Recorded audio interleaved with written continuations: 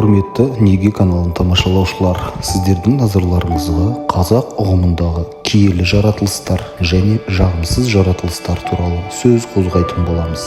Ендеше киелі жаратылыстар туралы мәлімет алайық.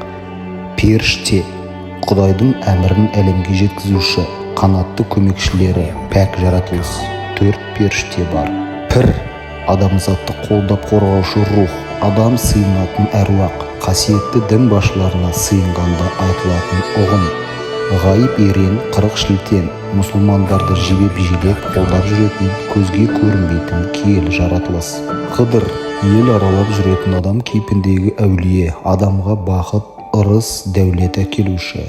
Әулие, әмбие – қасиетті киелі жандар, пайғамбарлар, шадиярлар. Сәруәр – пір, қожа, ие, жол бастаушы көсем. Пірадар – тақуа, діндар адам, сопы. Дәруіш – дүние қызығынан безген діндар. Диуана немесе дуана – ырзығын көптен тілеп, кәсіпсіз қаңғырған діндар, тақуа. Шайхы – ел, халықты күлкіге қарық қылып, көңіл көтеруші кезбе, киелі адам.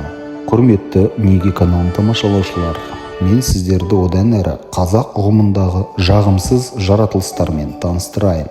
Шайтан немесе сайтан әр түрлі бейнеде көрінетін, адамды азғырып, ақ жолдан тайдырамын және күнәға батырамын деген серті бар құбыжық. Малғұн немесе мәлғұн шайтанның бір түрі, опасыздық бейнесі.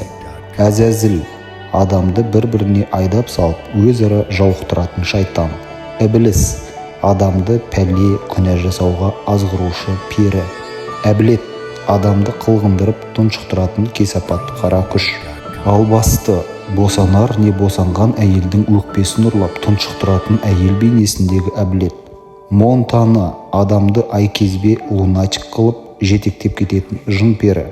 Жын пері аспанда және су ішінде жүретін жаратылыс. Перизат перден туған пері тектес бейне, жағымды және жағымсыз бейне түрлерінде халық түсінігіне сіңген. Жын бақсы балгерлерге, диуаналарға қызмет ететін, көзге көрінбейтін жаратылыс.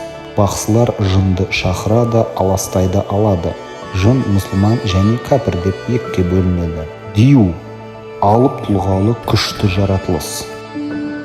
Құрметті Неге каналын тамашалаушылар, сіздер әрдайым подписаться етіп, лайк басып, комментарий жазып отырсаңыздар, шабытымызға шабыт қосылып, дәл мұндай тылсым әңгімелерді жалғастыра беретін боламыз. Қош, сау болыңыздар.